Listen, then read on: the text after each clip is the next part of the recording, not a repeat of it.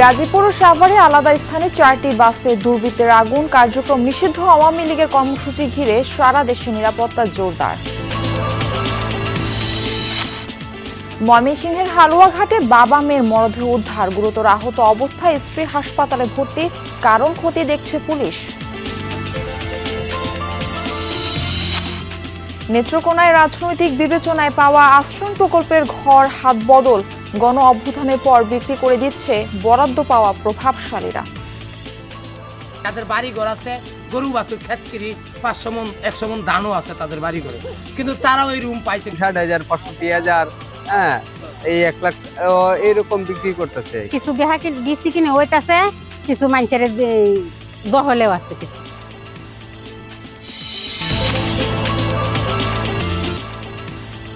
আমন্ত্রণ সংবাদ সারা দেশে, আপনাদের সঙ্গে থাকছি আমি মারফি রহমান। এতক্ষণ শিরোনাম দেখছিলেন, এবার বিস্তারিত জানাবো।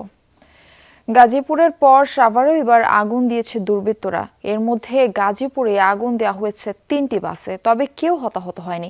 পুলিশ ও ফায়ার সার্ভিস জানায়, গাজীপুরের ভোগড়া বাইপাস এলাকায় ভোর 4:30টার দিকে পার্ক করে রাখা ভিআইপি পরিবহনের একটি বাসে আগুন দেয় দুর্বৃত্তরা। খবর পেয়ে ফায়ার সার্ভিস আগুন নিয়ন্ত্রণে আনে। শ্রীপুরের বেড়াইদের চালা এলাকায় ভোর 5টার দিকে আরও একটা বাসে অগ্নিসংযোগ করে দুর্বৃত্তরা। আধা ঘন্টার চেষ্টায় আগুন নেভায় ফায়ার সার্ভিস। মঙ্গলবার রাত 10টা নাগাদ কালিয়াকৈর নবীনগর সড়কের চক্রাকার এলাকায় রাস্তার পাশে পার্ক করা একটি মিনি বাসে আগুন দেওয়া হয়। পুলিশ জানিয়েছে, নাশকতাকারীদের শনাক্ত করে আইনের আওতায় আনার কাজ চলছে।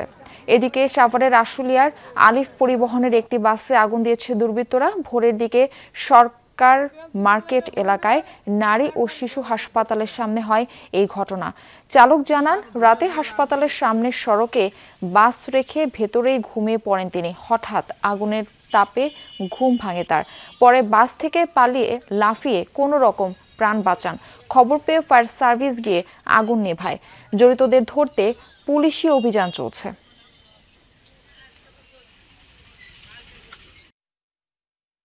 গাড়ির মধ্যে ঘুমাইছিলাম, হঠাৎ দেখি আগুনের তাপ আসে আমার গায়ে লাগছে। আমি চোখ খুলে দেখি পুরা গাড়ি আগুন। আমি জানলা দিয়া লাফ দিয়া নামছি। 2টা হুন্ডা আসছে, 4 জন হেলমেট পরে আসছে।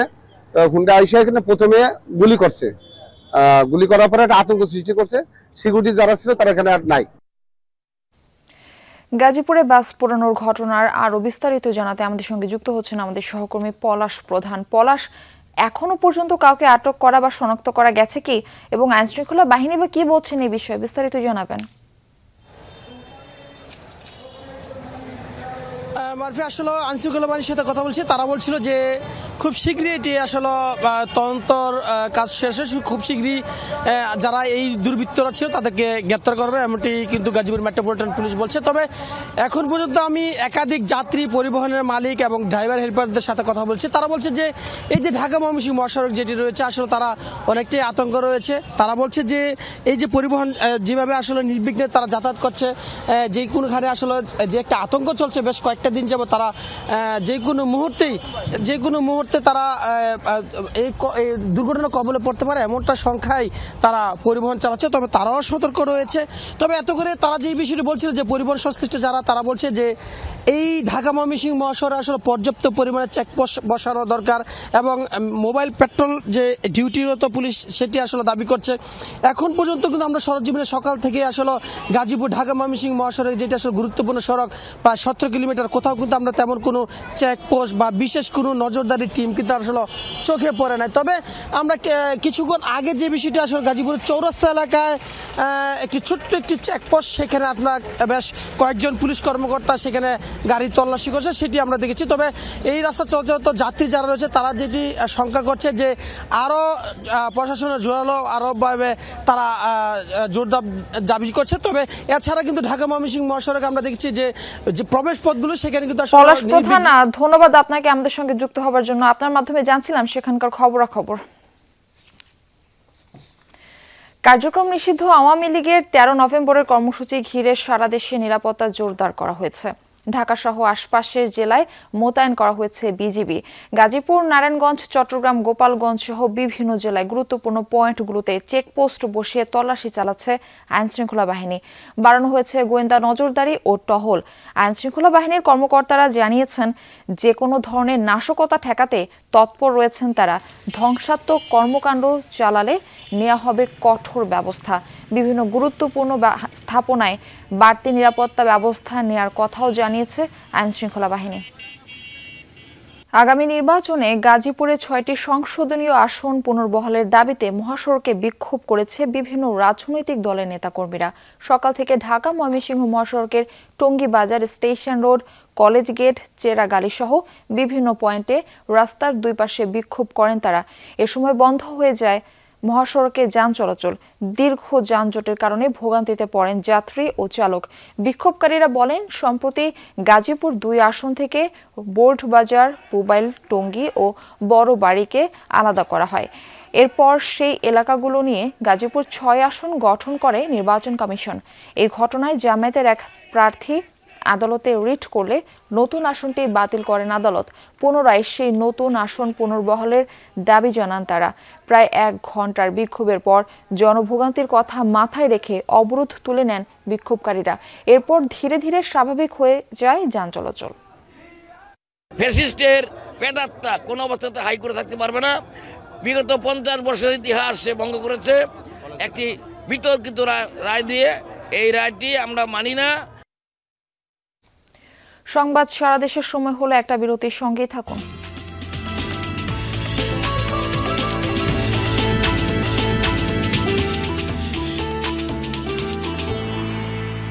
স্বাগত, দেখছেন সংবাদ সারা দেশ। ময়মনসিংহের হালুয়াঘাটে বাবা ও মেয়ের গলাকাটা মরদেহ উদ্ধার করেছে পুলিশ। গতরাতে সীমান্তবর্তী আমির খাকুড়া এলাকায় এই ঘটনা হয়। পুলিশ জানায়, রাতে রতন মিয়ার বাড়ি থেকে চিৎকার শুনে সেখানে যায় প্রতিবেশীরা। এ সময় সেখানে রতন ও তার 7 বছরের মেয়ে নুরিয়া আক্তারের গলাকাটা মরদেহ দেখতে পায় তারা। গুরুতর আহত অবস্থায় উদ্ধার করা হয় রতনের স্ত্রী জুলেখা আক্তারকে। পরে তাকে ময়মনসিংহ মেডিকেল কলেজ হাসপাতালে ভর্তি করা হয়। ঘটনাস্থল থেকে মরদেহ দুটি উদ্ধার করে ময়নাতদন্তের জন্য মর্গে পাঠানো হয়েছে। দুজনের গলা কাটা ছিল এবং সেখান থেকে আমরা ঘটনাস্থল থেকে একটি ছুরি উদ্ধার করেছি, যে হত্যাকাণ্ডে ব্যবহৃত। সম্ভবত পারিবারিক বিরোধের কারণে ঘটনা ঘটে থাকতে পারে বলে আমাদের ধারণা, এবং আমরা আনুষঙ্গিক বিষয়গুলো আমলে নিয়ে তদন্ত করছি। এ বিষয়ে আরো জানাতে যুক্ত হচ্ছেন আমাদের সহকর্মী হোসাইন শাহিদ। শাহিদ, হত্যাকাণ্ডের কারণ নিশ্চিতভাবে জানা গেল কি, এবং তার স্ত্রী যে আহত হয়েছিল তার এখন কি অবস্থা দেখছেন জানাবেন?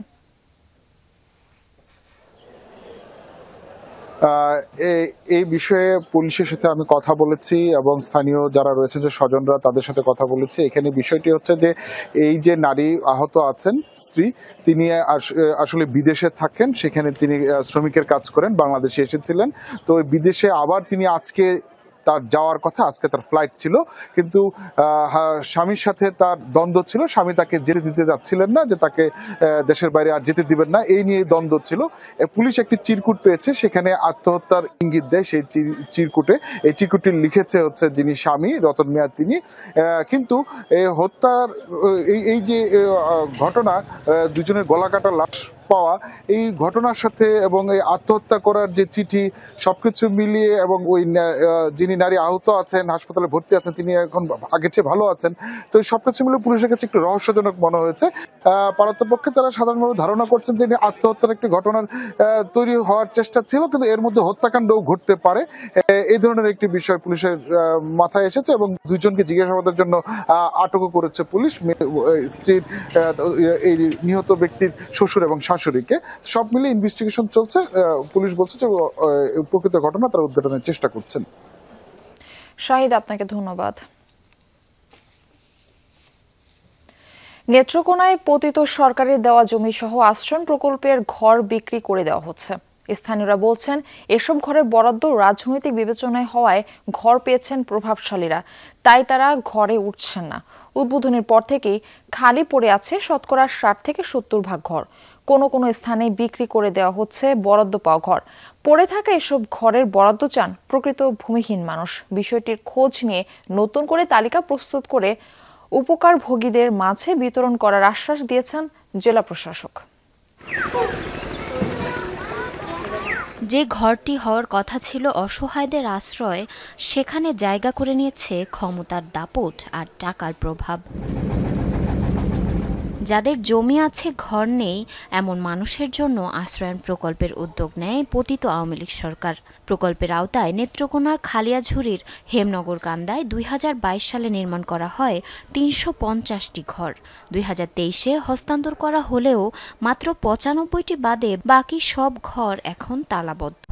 স্থানীয়দের অভিযোগ, আশ্রয়হীনদের দেওয়ার কথা থাকলেও বেশিরভাগ ঘরই বরাদ্দ পায় তৎকালীন প্রভাবশালীরা। প্রয়োজন না থাকায় এখন বিক্রিও শুরু করেছে তারা।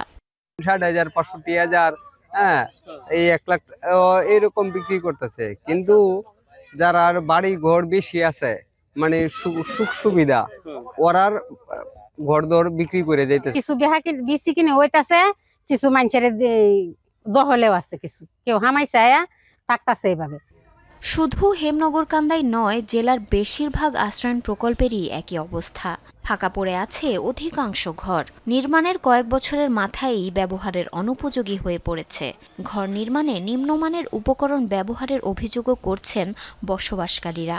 অনেক ঘর আছে পরে বৃষ্টি পরে, জানালা খুলে জায়গা, দরজা খুলে জায়গা, এটা মেরামত করছে না। তো আর লড়ার লাগে ঘুমাইতে পারি না, বয়ে উঠতো রে ঘুমাতে কেলা খায়া। এভাবে ঘর দিল আর একটা ভালো নাই, এই সাইডও ভালো নাই, এই সাইডও ভালো নাই। চাইরানা মানুষে এখানে এরকম আছে যাদের বাড়ি ঘর আছে, গরু বাছুর ক্ষেত করি, 500 মন 100 মন ধানও আছে তাদের বাড়ি ঘরে, কিন্তু তারাও ওই রুম পাইছে। কিন্তু পায়ে আমরা মতন গরিব, আমরা তো স্যার যখন আমরা টোকেন পাইছি তখনই আমরা আয় পড়ছি, উনার পর্যন্ত এখনো আসেই না। স্থানীয়দের দাবি, নতুন তালিকা বানিয়ে প্রকৃত উপকারভোগীদের দেয়া হোক এসব ঘর। একটা স্কুলও পাইলাম না, ঘরের মতো পাইলাম না, জায়গা মতো খামারি কোনো ভাব নাই স্যার। মূল সমস্যা হয়েছে গিয়া যারা বাড়ি ঘর আছে এই হারাই তো ঘর দিছে বেশি, যে কারণে তাহা না। খালি পড়ে থাকা ঘরের তালিকা নতুন করে প্রণয়নের মাধ্যমে প্রকৃত উপকারভোগীদের মাঝে বিতরণের আশ্বাস দিয়েছেন জেলা প্রশাসন। অনেক জায়গায় আশ্রয়নের ঘরে যাদেরকে ঘর বরাদ্দ দেওয়া হয়েছিল তারা নিজেরা থাকে না, অন্যত্র থাকে। অনেক ঘর ফাঁকা পড়ে আছে এবং অনেক ঘর এমনও শোনা গেছে যে বিক্রি করে দিয়ে চলে গেছে। এটা বিক্রি করা বা হস্তান্তর করার কোনো রকমের কোনো আইনগত সুযোগ নেই। যেগুলো ফাঁকা আছে, দীর্ঘদিন কেউ থাকে না, তাদের বরাদ্দ বাতিল করে অন্য যারা আশ্রয়হীন আছে, ভূমিহীন আছে, তাদেরকে সেখানে পুনর্বাসনের জন্য আমরা ব্যবস্থা করব। শুধু আশ্বাস নয়, দ্রুত কার্যকরী পদক্ষেপ দেখতে চায় স্থানীয়রা। জারিন অর্নি, যমুনা নিউজ। সংবাদ সারা দেশের সময় হলো একটা বিরতির, সঙ্গেই থাকুন।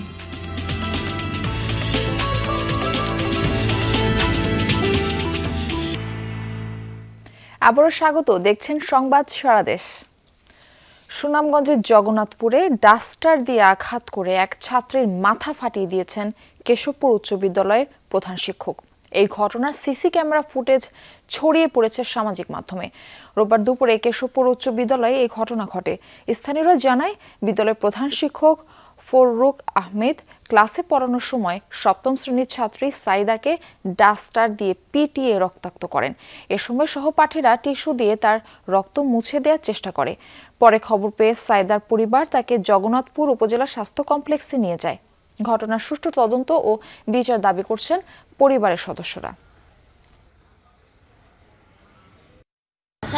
এই মেয়েটা চিল্লাচিল্লি করছে, হইয়া ওরে মাইরা হলো নিছে, ডাস্টার বাড়ি দিছে, তার মাথা তাছিল বেনি, ও বেনির মাঝে লাগছে, মাথার মধ্যে মাথা দিয়ে রক্ত বেরাইছে। এই ঘটনা লাগে আমি লজ্জিত, আন্তরিকভাবে আমি দুঃখিত। এই ঘটনা কাম্য নয়, আসলে অসাধ্য না বসত এই ঘটনা ঘটেছে। আজকে এটা নিয়ে আমরা একটা সুস্থ সুন্দর একটা সিদ্ধান্তে চলে যাব ইনশাল্লাহ। ভোলা মনপুর উপজেলায় যাতায়াত নিয়ে চরম দুর্ভোগে পড়েছেন দ্বীপবাসী। নদী ও সমুদ্র দিয়ে পরিবেষ্টিত হওয়ায় যোগাযোগের একমাত্র মাধ্যম নৌপথ। এদিকে লঞ্চ চলাচলের সময়সীমাও নির্ধারিত। মোটরসাইকেল ও অটোরিকশা ছাড়া চলে না অন্য কোনো যানবাহন। স্থানীয়রা বলছেন, পর্যটন খ্যাত হলেও ভ্রমণ পিপাসীরাও মুখ ফিরিয়ে নিচ্ছেন। বাণিজ্যিক, সামাজিক সহ সব দিক দিয়ে পিছিয়ে পড়ছে মনপুরা। তাই দ্রুত সহজ যাতায়াত নিশ্চিতে মনপুরা থেকে তজুমউদ্দিন রুটে ফেরি চালুর দাবি জানিয়েছেন তারা। হরিণের অভয়ারণ্য ম্যানগ্রোভ বনাঞ্চল মনপুরা। তিন দিকে মেঘনা ও বঙ্গোপসাগর বেষ্টিত পর্যটন খ্যাত দ্বীপটিতে যাতায়াতের একমাত্র মাধ্যম নৌপথ, যা ভোলার মূল ভূখণ্ড থেকে প্রকৃতির অপরূপ লীলাভূমিকে বিচ্ছিন্ন করে রেখেছে।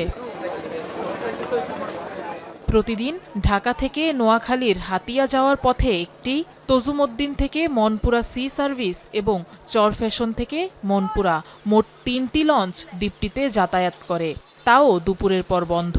দ্বীপের মধ্যে মোটরসাইকেল ও অটোরিকশা ছাড়া কোনো যানবাহন চলে না। যাতায়াতের এমন নাজুক দশার কারণে জরুরি অবস্থায় চিকিৎসা সংকট তো আছেই, সেই সাথে আর্থিক, সামাজিক ও ভৌগোলিকভাবেও পিছিয়ে পড়ছে মনপুরা, বলছেন স্থানীয়রা। 2টার পরে মনপুরা থেকে বের হওয়ার মতো আর কোনো রাস্তা আমাদের মনপুরা যাতায়াতের কোনো ব্যবস্থা নাই। মনপুরা ইলিশের দেশ হওয়া সত্ত্বেও এখানে যোগাযোগ ব্যবস্থা না থাকার কারণে ইলিশ সরবরাহ করতে না পারায় অনেক ব্যবসায়ী তার ব্যবসা গুটিয়ে নিচ্ছে। মনপুরার নতুন 2জন ডাক্তার নিয়োগ হয়েছিল, কিন্তু তারা এই যোগাযোগ ব্যবস্থার কথা শুনে তারা আর যোগদানই করেনি। উচ্চশিক্ষার জন্য তজুমুদ্দিন বা অন্য কোথাও গেলে সেখানে পরীক্ষা দিয়ে তারা প্রতিদিন আসতে পারে না। যদি একটা ফেরি ব্যবস্থা থাকতো তাহলে সকালে তারা গিয়ে বিকেলে আবার তারা ফিরে আসতে পারতো। আমরা চাই অতি দ্রুত সময়ের মধ্যে মনপুরা তজুমুদ্দিন রুটে ফেরি চলাচল শুরু হোক। ফেরি পারাপারটা যদি ঠিক মতো হয় তাহলে আমাদের বাণিজ্যিক এবং পর্যটনের জন্য সবচেয়ে ভালো একটা দিক। কঠিন যাতায়াত ও যোগাযোগ ব্যবস্থার কারণে পর্যটকরাও মুখ ফিরিয়ে নিচ্ছেন মনপুরা থেকে। স্থানীয়দের দাবির মুখে মনপুরা থেকে তজুমউদ্দিন রুটে ফেরি চালু করতে নৌ মন্ত্রণালয়ে চিঠি দেয়া হবে, বললেন জেলা প্রশাসক। মাননীয় নৌ উপদেষ্টা মহোদয়কে আমরা মৌখিক অবহিত করেছি এইখানে আরেকটি সি ট্রাক যাতে বৃদ্ধি করা যায় এবং জনগণের দাবি রয়েছে সেখানে একটি ফেরি চলাচলের জন্য যেন যানবাহন পারাপার করা যায়। যেহেতু জনগণের দাবি রয়েছে, আমি এই বিষয়টি নৌ পরিবহন মন্ত্রণালয়কে অবহিত করব। 2022 সালে মনপুরা থেকে তজুমউদ্দিন পর্যন্ত ফেরি চালুর উদ্যোগে উপজেলার বিভিন্ন স্পট পরিদর্শন করে BIWTA এবং BIWTC। 3 বছর পেরিয়ে গেলেও আলোর মুখ দেখেনি সেই পরিকল্পনা। স্থানীয়রা বলছেন এই রুটে ফেরি চালু হলে প্রায় 1.5 লাখ মানুষের যোগাযোগ সহজ হবে, সেই সাথে উন্নত হবে পর্যটন ও বাণিজ্য খাত। আফরোজা লামিয়া, যমুনা নিউজ। এই ছিল সংবাদ সারা দেশের এখনকার আয়োজনে। এতক্ষণ সাথে থাকার জন্য ধন্যবাদ সবাইকে।